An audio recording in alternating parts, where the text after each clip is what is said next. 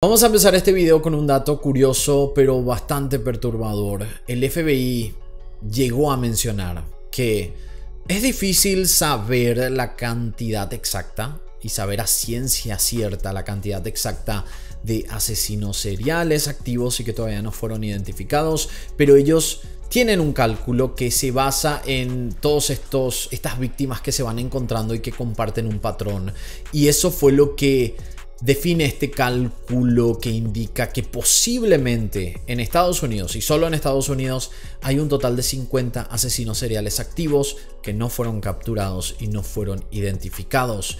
Y esto suena a un número bajo, sabiendo la cantidad de asesinos seriales que hay en la historia de Estados Unidos, pero al mismo tiempo creo yo por lo menos que es bastante preocupante, porque quiere decir que actualmente, ahora mismo, en esta fecha, hay posiblemente 50 personas que están buscando presas y que cualquiera puede ser la siguiente víctima. Aparte de estos casos activos, hay un grupo de asesinos que ya no están activos por diferentes circunstancias y que tampoco fueron identificados. Muchas veces se cree que estos asesinos seriales siguen vivos, pero dejaron de asesinar porque o fueron llevados a prisión por otros delitos que no tienen nada que ver con el asesinato en serie en sí, o porque fallecieron algunos, o porque simplemente se retiraron y dejaron de matar, o estaban muy ancianos. Hay otros también que están muy enfermos y por eso dejaron de estar activos. O sea que hay muchas razones de por qué podría ser. Obviamente que también una de las razones principales puede ser de que ya pasó mucho tiempo y probablemente murieron. Pero de vez en cuando sale una noticia nueva que realmente es poco común que ocurra, con asesinos seriales inactivos que fueron identificados luego de encontrarse nuevas evidencias. Hace más de 30 años se cometieron una serie de asesinatos en varios hoteles ubicados sobre la Interestatal 65 de Estados Unidos. Los asesinatos del Day Inn, como los llamaban en ese entonces, se mantuvieron sin resolver hasta que una cuarta víctima pudo escapar y dar algunas pistas. Las investigaciones llegaron a un punto donde en ese momento la tecnología no pudo aprovechar todas las evidencias que se habían recolectado. El caso se enfrió y el asesino en serie de la Interestatal 65 quedó libre. La novedad que hay sobre este caso es que hace apenas unos días las autoridades de Indiana han identificado con certeza al autor de estos crímenes, un hombre que desde 1987 abusaba a las trabajadoras de los hoteles de la ruta. Hoy vamos a hablar de este caso antiguo que por mucho tiempo no se supo de quién se trataba, pero que hoy por hoy, al fin, este asesino serial tiene una cara. Este es el caso del monstruo de la Interestatal 65.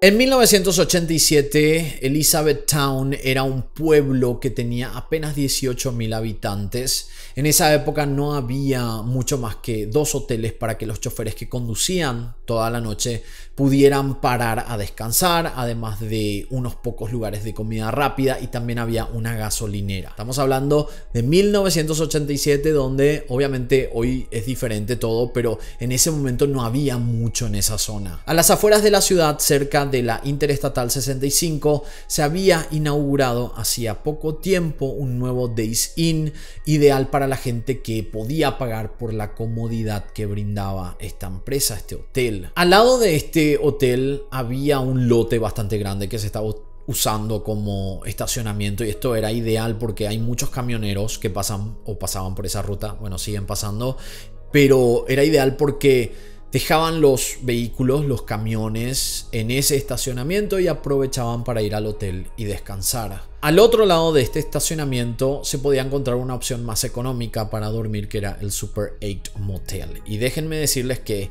con lo poco que leí sobre este motel, y ya hice alguna que otra historia que involucra a este motel, les puedo decir que se puede hacer un video entero con todos los casos que hay y que existen y que involucran de alguna manera a este local. El sábado 21 de febrero de 1987 es una fecha que marcó el inicio de una serie de asesinatos que impactaron a la sociedad en esa época. La empleada llamada Vicky Heath era la encargada de atender en el turno noche del Super 8 Motel. La primera parte de la noche había pasado sin ningún problema, el lugar estaba bastante lleno y las llamadas a la madrugada eran mínimas. Justo antes de terminar su turno, más específicamente a las 6 de la mañana con 38 minutos, el departamento de policía de Elizabethtown recibió una llamada de un huésped del Super 8 diciendo que la recepcionista no estaba en su lugar de trabajo y que el vestíbulo era un completo desastre. Un patrullero de la policía llegó a los pocos minutos y el oficial que entró primero al lugar notó que los muebles habían sido arrojados al suelo y el teléfono público había sido arrancado de la pared.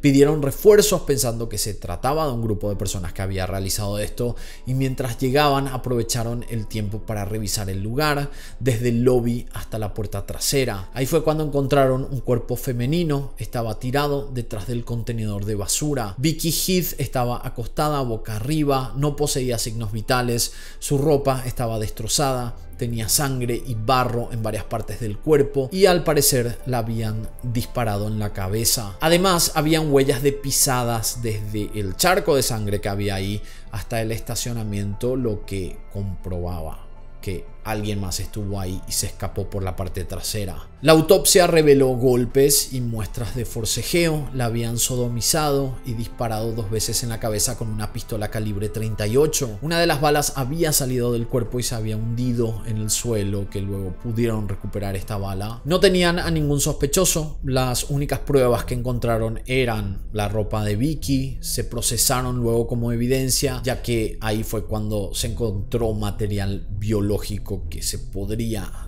analizar en el futuro. En esa época tenemos que decir que recién se estaba comenzando a hablar de ADN, no estaba muy avanzado esto, entonces el almacenamiento de estas pruebas era más por si acaso, si es que se iba a encontrar algo más, pero realmente es que no se pudo hacer mucho en ese momento porque el ADN era muy nuevo, no se podía hacer mucho más de que buscar evidencias en el momento y tratar de vincular eso con alguna persona, pero de por sí el ADN estaba muy en una etapa muy nueva, podemos decir, y eso hacía que sea mucho más complicado este caso. Dentro de las teorías que tenía la policía hablaban de un robo que había salido mal, posiblemente porque ella se había defendido.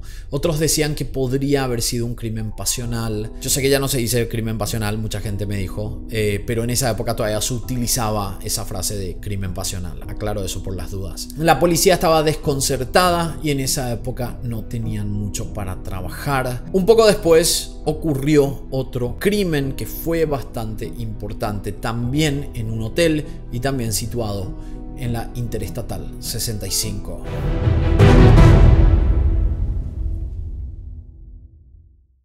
El Hotel Days Inn de Maryville era uno de los más concurridos por su ubicación céntrica, sobre todo para camioneros, vendedores ambulantes y viajeros que necesitaban hacer una parada nocturna para descansar y así poder seguir. En ese Days Inn trabajaba una chica llamada Mary Margaret Hill, más conocida como Peggy. Esta chica de 24 años era muy tímida y siempre prefería los turnos nocturnos porque era donde había más tranquilidad y ella no tenía que lidiar con mucha gente. Durante la madrugada trabajaba en la recepción y en la noche del 2 de mayo de 1989 Peggy pasó la cena junto a su padre, ya que al día siguiente iba a ser su cumpleaños, y antes de entrar a este turno noche dejó lista una torta que era por el cumpleaños del padre y luego entró a trabajar. Una vez allí se preparó para tener una jornada tranquila como siempre, pero lamentablemente eso no iba a ser posible. Esa madrugada hizo mucho frío, afuera había mucho viento y el asfalto estaba congelado. Las primeras horas del 3 de mayo no entró nadie al hotel y luego de despachar algunas habitaciones todo se mantuvo en calma. Había una costumbre en el turno noche que consistía en que la empleada que estaba en ese horario tenía que llamar a las 5 de la mañana a la dueña, a la gerente general del hotel, que se llamaba Betty Pierce, y ellos tenían que llamar a su casa. Y esto era por seguridad, porque en los últimos meses habían ocurrido un montón de asaltos, entonces era como para llamar y decir está todo bien, nada pasó. Pero en esa mañana Peggy no hizo la llamada y esto obviamente le preocupó a la gerente general, le llamó la atención, entonces decidió llamar a la empleada primero para ver si atendía. Ella no atendió el teléfono, entonces se comunicó con la policía para reportar de que posiblemente había pasado algo en el hotel. Estos oficiales llegaron a las 6 de la mañana y lo que les llamó la atención fue que no había ningún personal en el hotel, en la recepción del hotel, solo habían clientes que estaban esperando en esa recepción. Uno de los oficiales averiguó el teléfono de la casa de Peggy y al llamar se enteró de que ella no había vuelto después de trabajar. Efectivamente su auto estaba estacionado en este local y las llaves junto a su billetera estaban detrás del mostrador. Cuando la gerente llegó al lugar, le mostró a la policía dónde estaba la caja registradora y al parecer esta caja había sido forzada. Los oficiales registraron las instalaciones en busca de Peggy y uno de los oficiales revisó un ala del hotel que no se usaba desde hacía mucho tiempo. Justamente en ese lugar, al final del pasillo, encontraron a Peggy Hill. A su lado, junto a su cuerpo desnudo, estaba su ropa perfectamente doblada. Las pericias posteriores arrojaron que había sido abusada y luego le dispararon 2 veces en la cabeza con un arma calibre 22. El cuerpo además presentaba un corte en su hombro izquierdo. Por la falta de golpes y moretones no había signos de lucha, o eso es por lo menos lo que se presumió en ese momento. Hubo varias hipótesis, pero todas se frenaban en una prueba que era muy extraña: la ropa que estaba doblada al lado del cuerpo de la víctima, porque los investigadores sentían que esto no se trataba de un delincuente sexual y que era muy violento, porque nunca se había visto que alguien doblara la ropa luego de cometer un crimen, sino que daba a entender que podría haber sido alguien con quien tuvo relaciones consensuales y luego la asesinó.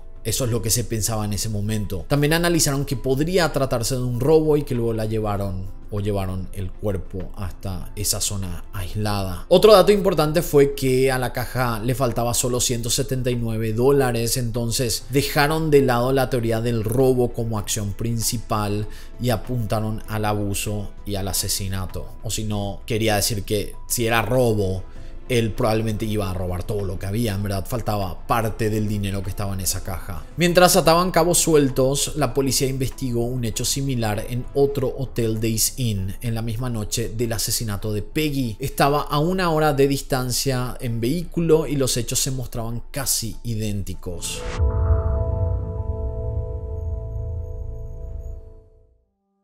En este otro hotel, ubicado en Remington, la víctima se llamaba Jean Marie Gilbert. Era una madre soltera trabajadora, estaba tratando de brindar una vida cómoda a sus hijos, tenía una actitud positiva y le caía bien a sus colegas y a todos sus seres queridos, así que mucha gente hablaba muy bien de esta mujer, de esta chica. El 2 de marzo de 1989, ella le solicitó a un compañero de trabajo para cambiar de turno, porque ella normalmente trabajaba durante el día, pero en ese turno, en ese día que ella iba a cambiar, iba a trabajar a la noche, necesitaba tener libre porque era un evento de su hija donde ella iba a ser de porrista, entonces ella quería estar presente ahí. Entonces por eso ella cambió de turno y terminó trabajando a la noche. A las 23 horas fue cuando inició este turno como recepcionista.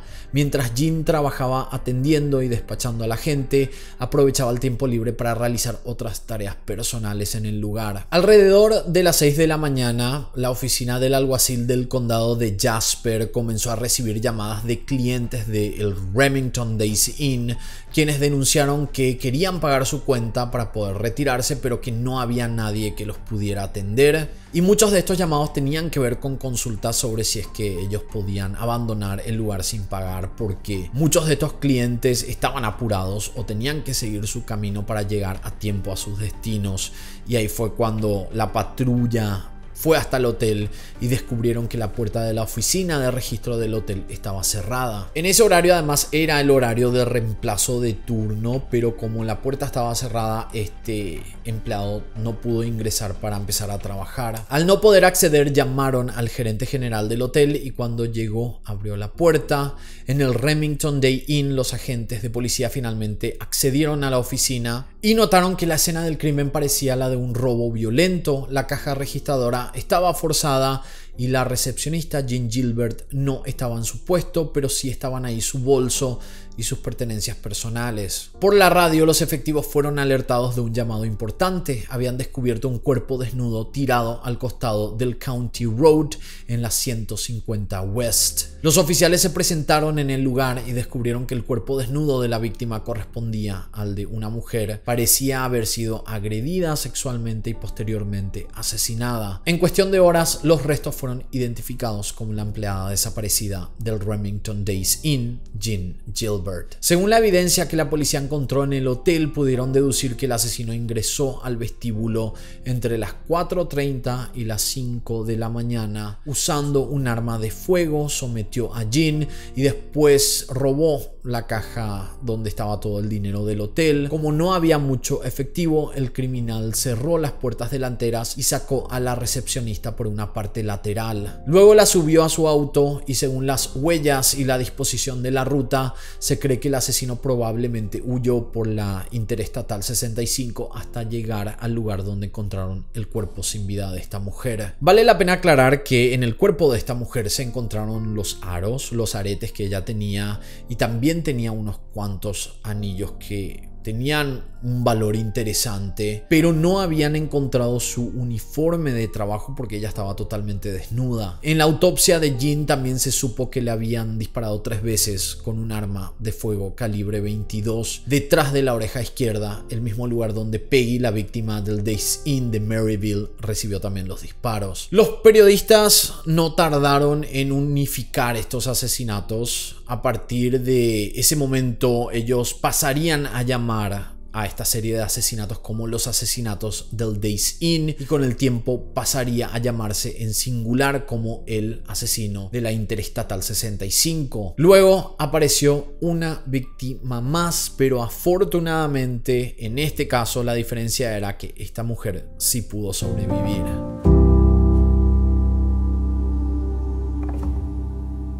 La cuarta mujer, que fue la que sobrevivió y ayudó a generar más evidencia sobre las muertes ocurridas en la Interestatal 65, no fue identificada públicamente para preservar su identidad. Eso tiene sentido, se suele hacer más todavía cuando hay un asesino libre y que puede hacerle daño por el hecho de que puede dar más evidencias o pruebas. Entonces, esa acción que hace la policía es bastante común con estos casos. El 1 de enero de 1990, a unos 225 kilómetros al sur de Remington, una empleada de 21 años se presentó a trabajar en el Days Inn de Columbus, Indiana. Estaba trabajando sola en la recepción esa noche y como solía pasar habitualmente, a medianoche no había mucho movimiento. Su turno duraba hasta las primeras horas del 2 de enero. Alrededor de las 5 a.m., un hombre ingresó al vestíbulo del Columbus Days Inn vestido con jeans azules, una camisa a cuadros y parecía medir 1,80 m. Rondaba entre los 30 y los 40 años, tenía cabello castaño con unas cuantas canas,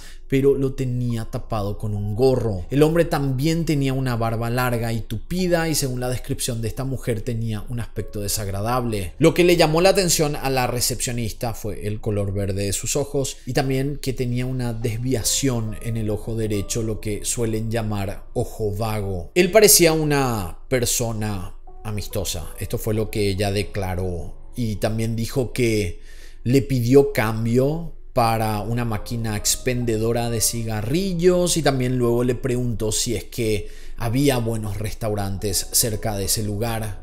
Ella le hizo algunas recomendaciones y él salió al exterior. Entre 15 y 20 minutos después, el hombre entró con una taza de café caliente, se acercó hasta la recepcionista.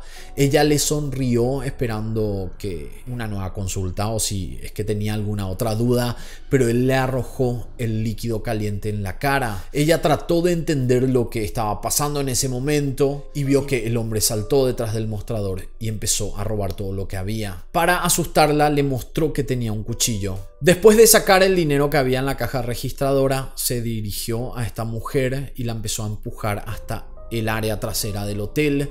En ese lugar la sometió al igual que a las víctimas pasadas. Varios minutos después la llevó hacia una puerta lateral y le ordenó que no girara la cabeza para que ella no lo reconociera o no lo viera, y también le dijo que siguiera caminando. Ella declaró que en ese momento pensó que ella iba a morir, que eso era lo que le esperaba. Pero eso no fue lo que pasó. Ella caminó a través de un arroyo que corría junto al hotel hasta llegar a una zona residencial donde se topó con una casa rodante y desde ahí pudo pedir ayuda y llamar a la policía. Por alguna razón, en esta ocasión, este hombre no hizo lo que hizo con las otras mujeres. El día después de que se denunciara este crimen, la policía publicó un boceto del supuesto criminal. Al momento no lo habían vinculado con los otros ataques de los Days Inn que había pasado en los meses anteriores. Sin embargo, los investigadores volvieron a hablar con la mujer para obtener más detalles del atacante y ahí fue cuando lograron realizar la representación del rostro,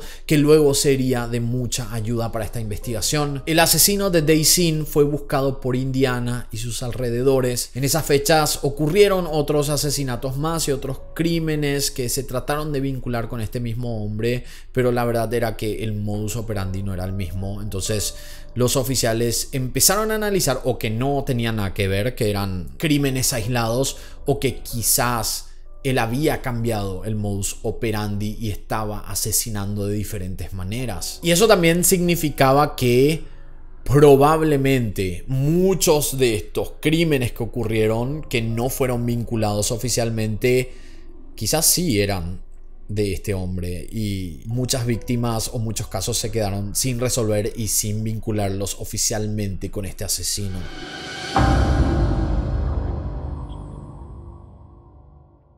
A pesar de la intensidad en las investigaciones por parte de la Policía Estatal de Indiana y otras agencias, los casos de Vicky, Peggy y Jean terminaron siendo casos sin resolverse. A raíz de esto, los medios de comunicación especularon públicamente que un par de delincuentes conocidos podrían haber cometido estos delitos. Uno de los nombres que salió a relucir en esa época fue el de Joseph Franco, que esto se mencionó en 1992 y esto fue porque a él lo habían arrestado por secuestrar, abusar y luego tallar en el pecho de una de las víctimas, de esta víctima mejor dicho, la palabra I-65, y esto le hizo entender a los medios de comunicación que podría ser esta persona, pero en verdad el ADN ya avanzado en ese momento no coincidía con lo que se encontró en esta escena del crimen. Así que él fue apresado por este crimen, pero desvinculado de la investigación del caso de Days Inn. Otros sospechosos también aparecieron en la mira, pero a medida que pasaba el tiempo se terminaban por descartar, así que nunca encontraban quién realizó estos asesinatos. Al llegar el año 2009, los medios volvieron a hablar de los casos del asesino de la Interestatal 65. En abril del año 2010, el análisis del ADN encontrado en la ropa confirmó que Vicky Heath, la primera víctima de Elizabethtown, también había sido atacada por el mismo asesino que les había quitado la vida a Peggy y a Jean. Y por si no quedó claro, me parece que no quedó tan claro, porque me parece que sonaba como que estos tres primeros casos fueron vinculados oficialmente en la investigación, y la verdad es que no. Lo que pasó con esta historia fue que los medios de comunicación creían que estos tres casos estaban vinculados. El de Peggy y Jean sí ya se habían confirmado oficialmente por las autoridades, pero este primer caso que había ocurrido en Elizabethtown, que es el caso de Vicky Heath, se presumía que podía ser parte, pero solo había evidencias circunstanciales hasta que llegó el año 2010 y ahí oficialmente al 100% se pudo pudo comprobar que estaba vinculado con el asesino de la Interestatal 65. Y en estos 35 años, como dije recién,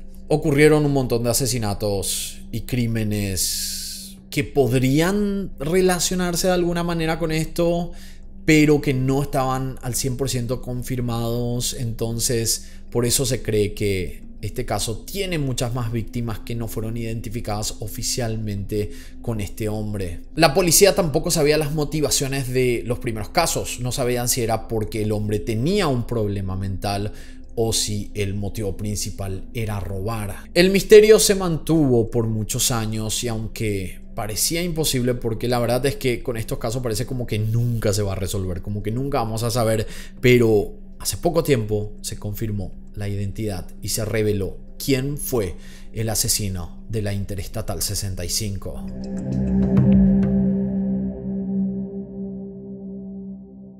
A principios de abril de este año, la policía de Indiana dio una conferencia de prensa con nuevas evidencias respecto a este misterioso caso sin resolver. El superintendente dijo en esta conferencia que con estos datos esperaba que las familias de las víctimas pudieran encontrar al menos un poco de consuelo, sabiendo que el monstruo de la Interestatal 65 ya no se encontraba con vida. Este hombre fue identificado a través de un proceso conocido como genealogía de investigación. En pocas palabras, consiste en cargar el ADN de la escena del crimen en la base de datos para encontrar parientes genéticos. Y si el ADN concuerda con alguien, quiere decir que es familiar del asesino.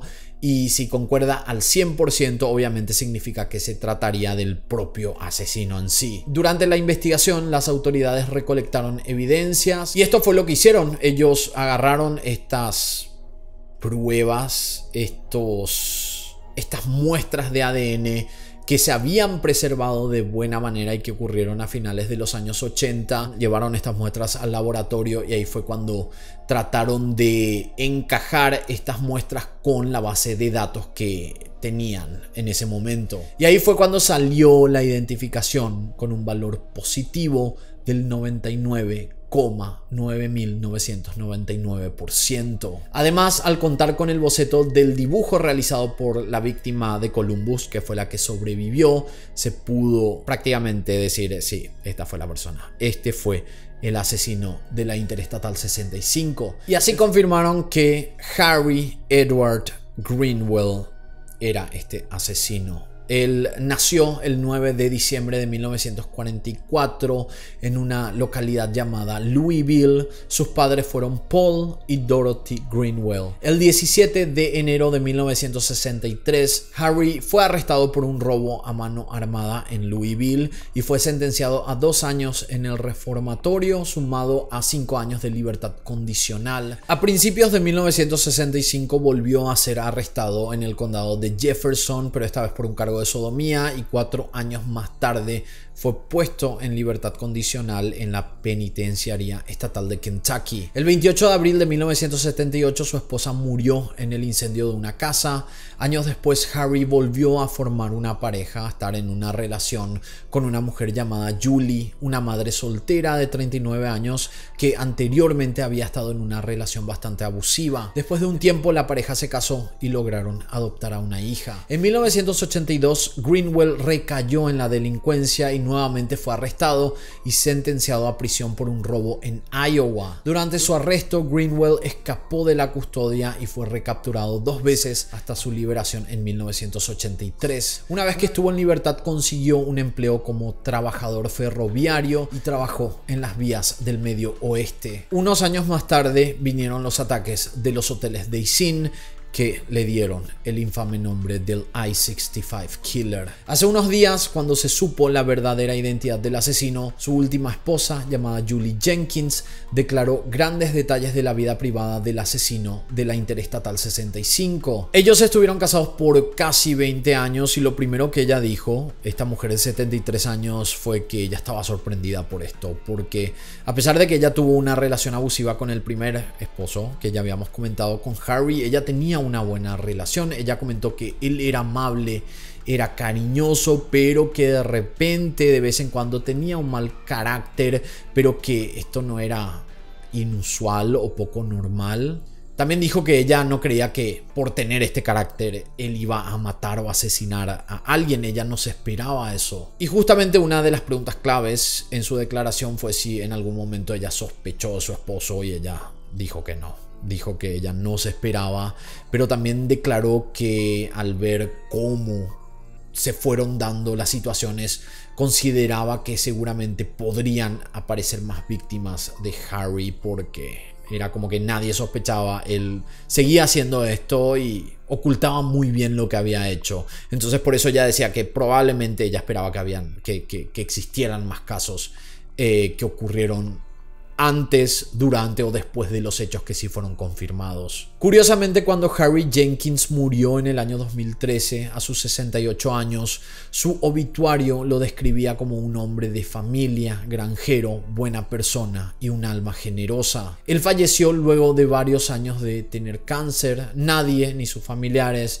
ni sus amigos, ni sus conocidos sospechaban de que él era el asesino de la Interestatal 65. Julie comentó que su esposo, cuando estaba por morir, le dijo que estaba arrepentido por cosas que hizo y hasta le pidió que llamara a un sacerdote para pedir perdón, y en ese momento ella pensó que se trataba de cosas normales que una persona dice cuando está por morir, y de que se arrepiente de cosas que no son tan importantes. Ella jamás esperaba que todo esto tenía que ver con los asesinatos que cometió. A pesar de que la noticia fue impactante para ella y para sus seres queridos, todos se pusieron a disposición para ayudar a las familias confirmadas y también para potenciales víctimas que podrían salir a la luz en el futuro. Es más, la investigación sigue vigente porque la policía está muy segura de que van a poder vincular a este hombre con otros casos.